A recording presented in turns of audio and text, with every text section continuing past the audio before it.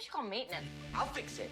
I'm gonna fix it. Concentrate it, maintain it, maintain control. Maintenance complete.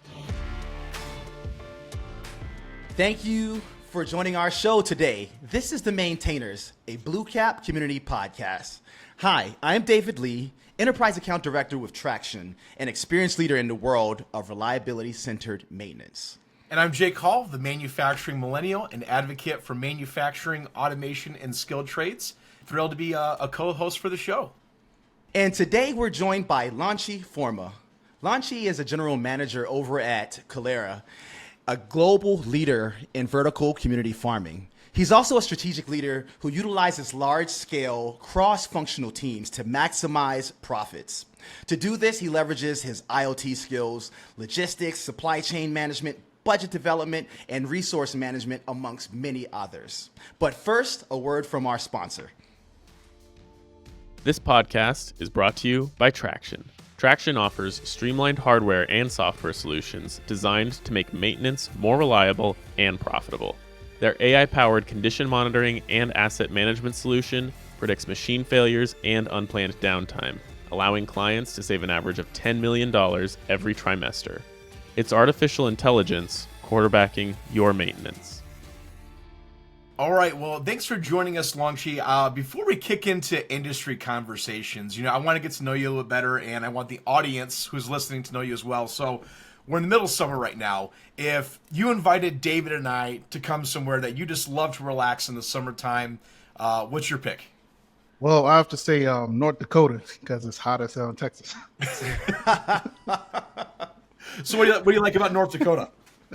I mean, it's a change of pace, right? It's quiet, serene. You can sit back and just watch the flatlands, sip a beer, and just talk about life. I have to say, I do agree compared to the humidity of Houston right That's now. right. That's right. But that was the last thing I expected. So what's your background? Let's dive into that a little bit. Tell us about your background. How did you get in the industry? How did you get from North Dakota to Texas? Where did it all start? I wasn't born in this country. I was born in Cameroon, Africa. Then we moved over to New York when I was about 14. At that time, my mom wanted to come to Dallas, Texas. I thought we was coming to Austin. I watched a lot of wrestling, Stone Cold Steve Austin. So I found myself back in Dallas. I went to high school in Dallas. After that, I joined the military. Got out the military. I wanted to do something different. So I went to school in Texas Tech to become a petroleum engineer. From there, I joined Schlumberger, and I was there for about close to 10 years. And then with the oil tobacco, everything going on, they had a change in the division. So I find myself out of a job in North Dakota, so I had to move back here to Texas. And in the time while I was searching for a job, I happened to stumble to Kalera, and it was a change of pace. I went to their facility in Orlando, and that was fantastic. I was something new.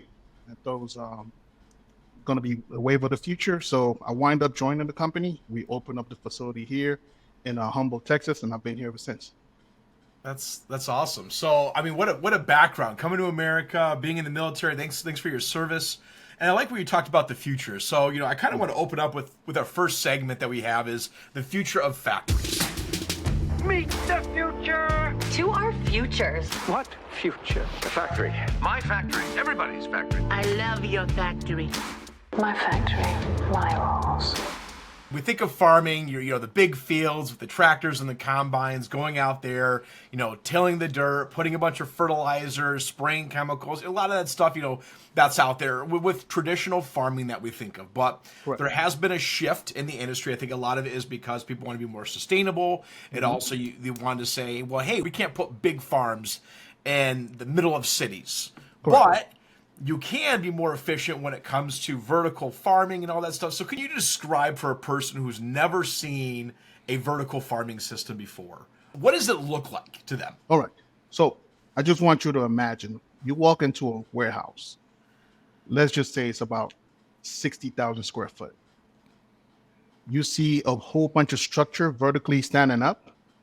First of all, you notice the pink hue because it's just the magenta look. And that's just based on the light frequency that we do use. Mm-hmm. So you walk into a warehouse, you have a whole bunch of Powermatic units, dehumidification units. And then you have stacks of just plants going all the way from 0 to 21 feet in the air. As you mentioned before, maximization of your space is key, right?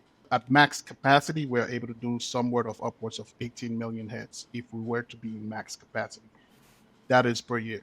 Yeah. So, imagine that you're doing that amount of production in a conventional way. You need a ton of land. So the original spirit of doing vertical farming, was it to address things like potential future shortages, logistics issue? Because we, as you know, obviously we have a whole host of new challenges in the world right now, right? Nearshoring, onshoring, we're doing this out of need. So how do you see you all's approach in vertical farming fitting into kind of that apparatus of things that really it's everything from just need to have access to food to national security from a very objective perspective? I do believe it's a combination of things, and you stated. I can't speak for the founders, but I do understand, when you look at just the logistical part of it, right? Having a vertical farm in like a hub where the logistic is very short, it makes it cost effective. Therefore, it won't be as expensive to the consumer. But when you start looking at food shortage, I mean, it is very impactful also, right? Because now you could start having those strategic spots, you could start placing those farms, make it more accessible to people all over the world. So long as innovation keep improving and the costs, keep going down. So that means my food doesn't have to go 400 miles in a truck to get to me anymore. I can be grown down the street and put in my grocery store a mile away. You know what I'm saying? And you wonder, like, why does this still look nice? Yeah. Yeah. That's the real farm to table right there. It is. It is. And so when you come from the chemical field and now you're in the field where, what I call high tech industry that you're in, can you talk to about what is like the top of the mind when it comes to the current state of the industry right now? What are the main topics you guys are talking about, you're discussing? Right now, apart from everything, believe it or not, it's profitability. That's number one for sure. Again, there's this talk here just without the control agricultural environment. We just want to talk about how do you create an environment when plants could grow and also control the cost of energy. So that's the biggest thing right now. So in your role, what are the things that are on your mind regularly to make this happen and to hit these metrics that you're looking at? What is going to reduce costs and make us more efficient? How do we streamline our processes that we have in-house? Because you're dealing with such complex things, you're dealing with living plants. So, it has to be a balance, humidity, temperature, water management, all those stuff you need to monitor and just ensure that all of it is just the right amount, because you don't want to be too much. You don't want to be too heavy and it will just shift it. So what I really focus on day to day is just making sure everything is at a balance. So really what you're doing is you're completely replicating the agricultural growing process that normally happens inside of a building now, inside of a facility. So the one thing I think of is it's hard to replicate Mother Earth in a lot of cases. I would assume the temperature, the air quality, the humidity, the light, the amount of water that's being fed to them, the time of water. There's a lot of all these systems that all come into play that, produce the best crop or vegetable that you guys are producing. How does maintenance affect what you guys are doing? Maintenance is extremely important. I can't even stress that enough. Because as I mentioned, everything is at a balance. Something is not working, it throws everything out of whack, right? So from sensors to data analytics to machine learning algorithm, predictive maintenance, all that is needed. Since we control everything using the iOS system, we're able to see those predictive nature of the solenoids. If something is clogged, we are able to fix that, because one clog could be detrimental to yield, right? You could go from having a certain amount of yield to a reduction of 30%. So maintenance is key. And I think that would tie up a little bit into, the next segment we talk about the maintainer mashup. Maintenance required. Listen, I maintain. I maintain it myself. Maintain course. Maintain speed. I gotta maintain respect. I love this idea where you're talking about like visualizations. Can you speak on like It's not just the information that's being collected through a sensor, but you're actually visually seeing that through dashboards. What is the best way information is being presented to you guys so you can make decisions when it comes to replacing or fixing or doing preventative maintenance on things? So we do have a proprietary system that we do use. Like say, mention a solenoid. If something is stuck, it's able to give you that visual representation on the dashboard. Like, okay, this is stuck. Now we're able to make a maintenance ticket so the maintenance personnel could actually go and fix it. Without that, it makes things harder because, when you have a whole bunch of system with, different piping, everything running around, to have that visual representation makes it just easy. Tell me how your philosophy when it comes to predictive maintenance, how you all look at that, and how would you apply that from your perspective? So right now for our pumps, the pumps that we do use, look at the strokes of the pumps to kind of dictate if it's cavitating, is it about to fail. So when you're looking at the actual representation that we get in from all the sensors, we do see the strokes. And sometimes we have times that we had a power outage, right? Mm-hmm. And the pump will stroke a little bit out of place, and we're able to come back and see that, okay, like we're seeing the stroke, the spikes are higher than usual. So we'll start focusing on that pump. And 9 times out of 10, that's an indication that it's about to fail. Right? Just looking at the strokes, looking at how much frequency of stroke is happening. When we're looking at the solenoids, and sensors is one that we need all the time, we constantly monitor that. If it's out of calibration, we'll look at any close nearby sensors and see, okay, this sensor is reading this, but about 2 feet over, the sensor is not reading the same way. That's the indication that we need to calibrate the sensor. The one thing I love talking about this is these tools are a means for your team to work together and to communicate. Stepping away from the technology, how do you better create collaboration between your team? And I think the technology can be a tool for that, but how do you build on that when making sure that all the different people that make sure this process runs successfully, how do you see that as a team go? So it's to understand your team strengths and weaknesses, right? You have to balance that. And when it comes towards maintenance, it's just understanding, are your leaders here? Are they committed to working in terms of to put maintenance as a forefront?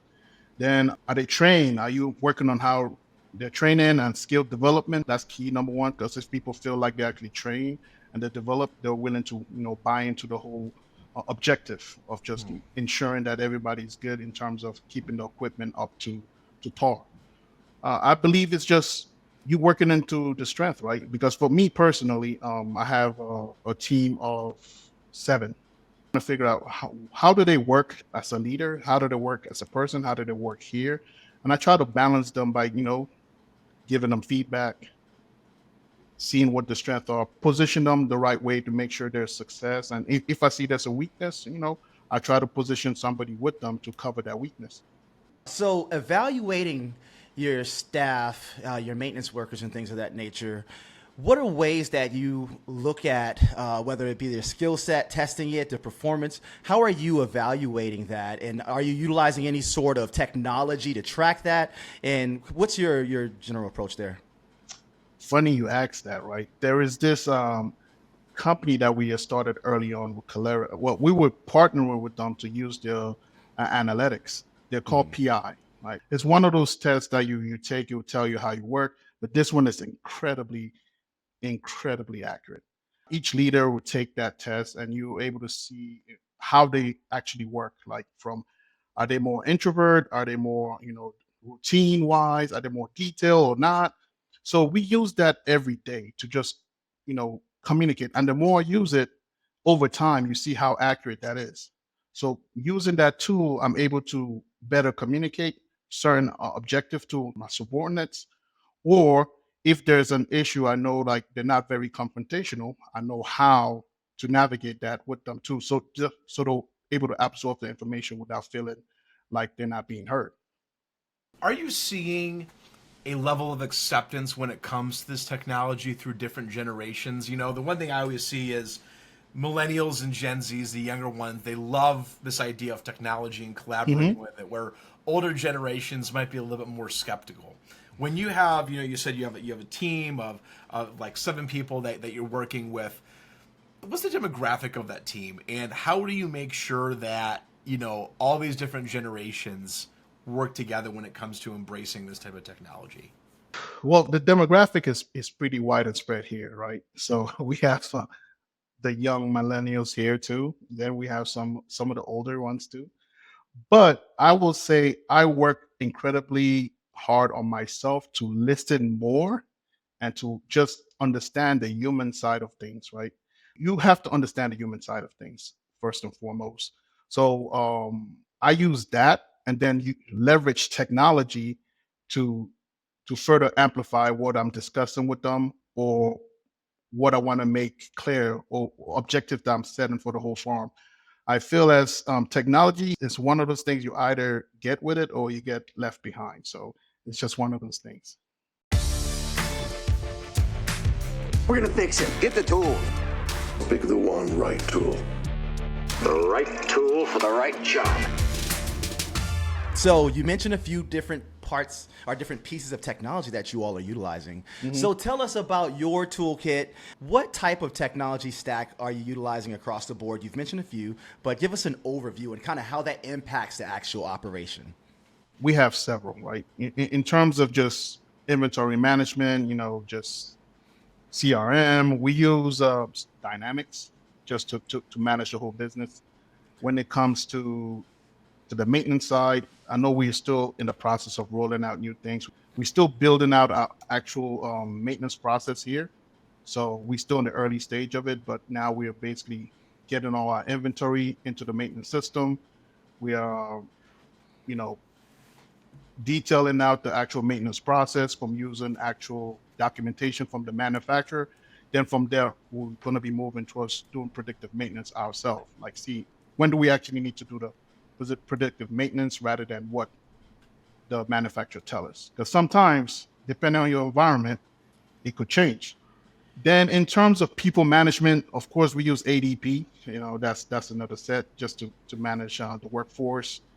Then, of course, I spoke about the proprietary system we do have here to monitor the whole grow room, the controlled environment that monitors anything from water management, temperature, humidity, airflow, dissolved oxygen. So we monitor all that with that system. So let's talk about the old school ways of doing things, the tried and true. So let's say, for example, spreadsheets or something adjacent to that. Do they still have a place in your opinion, or are we making a mistake by keeping these methods around in your opinion? The spreadsheet has its place. It has its place, right? And it depends on what level you are in your company, right? Like, say if you're a startup, like you're bootstrapping, yes, you might need some spreadsheets to get stuff in line and allow you to do things without having to spend the extra money because you need all your capital. If you now profitable per se, right?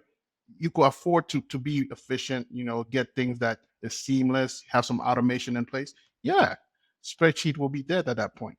But I think there's always going to be a need for spreadsheet, right? Depending on what level or what life cycle you're in within your own company. So let's say we want to bridge the gap now. What advice would you give to someone, let's say a maintenance manager or another general manager, who's trying to take their operation from no technology to where you all are or where you have been even in other operations? How would you advise them to do this process or tackle this process? Well, first and foremost, there has to be a need for that technology, because if there's no need and you can't basically present that to whoever is paying your bills, there won't be no need for it. So once you figure that out, there is a need. It's actually saving you. It could be efficiency, it could be labor, just overall process, right?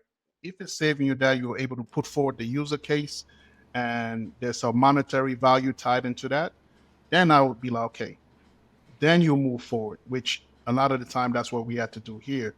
But also with technology comes additional expenditure, right? So you have to be a balance. I would say the best way to go about it is to figure out the user case, see how it impacts the business from a totality standpoint. Then once you do that, you see how you could do a test run to see how it actually, because it's one thing to view it from a paper standpoint, but in actual reality, it might be completely different. I'm speaking from experience here too. So, Right. So let's dive into that. So, when you're speaking from that experience, when it comes to things that you've learned, I know people don't like talking about mistakes that they've made, course. but people learn the best from mistakes. So, if you were to go out there and say, a lot of times the most valuable things that we learned aren't the things that we did well, is the things that we did bad. Can you dive into maybe a learning experience that you learned, you tried something, and it wasn't as successful as you hoped it to be? let's just say the hiring process, right? Trying to hire people here. At first, we were trying to hire people who go out in the street because when we started here, we thought we were going to start up at 100%. So we went out there to hire people. We didn't necessarily do the diligence to begin with, which we had. Remember, I was telling you we had this software, the PI that we could have leveraged, but we never did. So we were relying on strictly on all the management here to go out, find people, bring them in, interview. It turns out, we got all the people here. We managed to hit that goal, but by doing so, our attrition rate was terrible because we didn't really vet as much, right? Because people don't realize, yes, it's indoor farming. You're like, okay, thinking it's new, but at the end of the day, you're still dealing with plants. There is still that work that you need to do. So what would you say is a characteristic that you wish you found more of when you were hiring? People that were willing to work and do anything necessary. That's one characteristic that found that people always interview. They're like, yeah, I could do this, I could do that, but when you actually have the work to do, like something as simple as just cleaning the floor. You didn't hire me to clean the floor, but it's a team effort, right? Yeah. So I want to dive into that actually. I want to go back to our earlier conversation talking about how you served, because the one thing that I've learned within the manufacturing industry, for a lot of people that I've met, is some of the best employees you could ever find are the ones that serve, because they understand from doing the bottom end work to the top end when it comes to leadership. How can us as an industry within manufacturing do a better job attracting veterans who served in the past? I think it's just to be more involved in some of the communities too, right? To have different veteran organization, reaching out to those individuals, see how you could partner with them. That's one way. For me, I normally just use, word of mouth too. Reach out to some of my battle buddies, ask them, hey, you have somebody that's interested in doing this position? Say, yay, okay, send them over for an interview.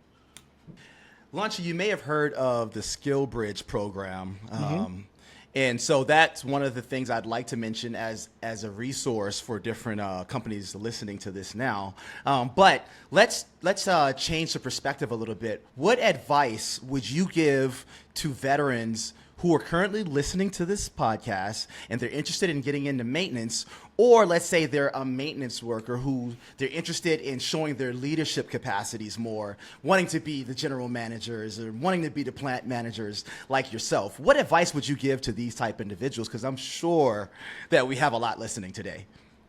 Well, yeah. I mean, one of the great things about that too, as a veteran, you already know how to work. That's for sure. One thing I would say is that you have to come in with as if you know nothing about the industry and just be willing to be an open book, just listen and just be hardworking as possible. Because anybody could do things, but the people that always listen and always try to do what they have to, that always succeed. Like, I came into this industry myself. I was all about the oil field. Really did not know as much, when it came to horticulture and plant nutrient. I mean, I learned about these things in like elementary, right? Photosynthesis and everything like that. I came in just with the attitude that I don't know what I don't know, and I'm going to learn as much as I can, right? And I just use some of the skills I have, problem solving skills that's huge with veterans, sticking it through the tough times, resiliency, all that has already been ingrained in you. You just have to be willing to just do whatever it takes and be the one to always raise your hands. Hey, is there something I need to do? Hey, pick me. The fix is in. It's making a really funny noise. I'm gonna fix it. Make it funny would be great if you could make it funny. Your fate is fixed. That's what makes it funny. Make sure it's funny. Longchi, I'm going to provide you with a couple questions, and you're going to give us some fun answers to give us a better idea. So, would you rather have the ability to see 10 minutes into the future or 150 years into the future? Ooh, 10 minutes. 10 minutes in the future? All right. That's right. Would you rather swim in a pool of Nutella or a pool full of maple syrup? That's hard. Yeah, Nutella is very viscous. That's your like petroleum chemical. I mean, Exactly. Said like thinking about it.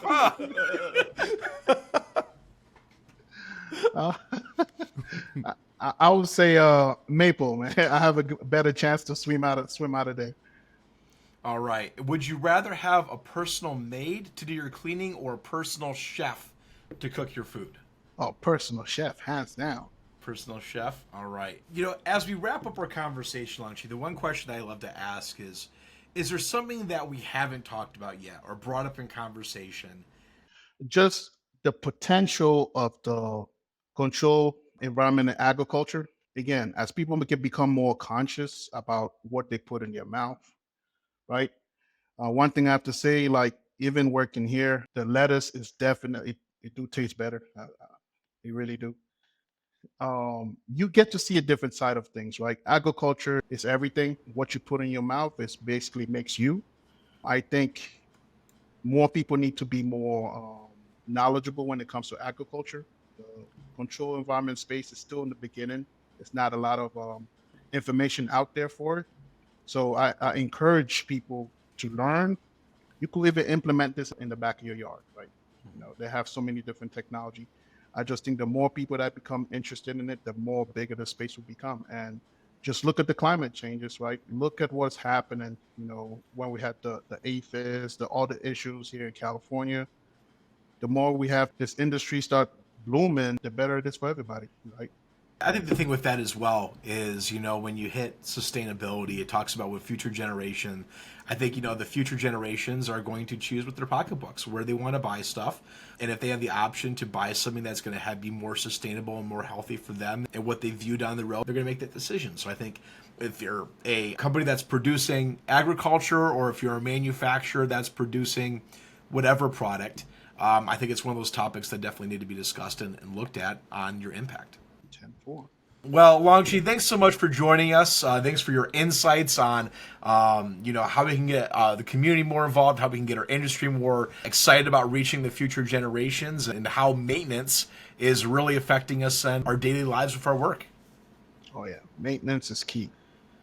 Awesome. Well, this has been an episode of the Maintainers Podcast. Once again, I am here with David Lee and myself, Jake Hall. We'll see you again next week for another episode. This podcast is brought to you by Tractian. Tractian offers streamlined hardware and software solutions designed to make maintenance more reliable and profitable. Their AI-powered condition monitoring and asset management solution predicts machine failures and unplanned downtime, allowing clients to save an average of $10 million every trimester. It's artificial intelligence quarterbacking your maintenance.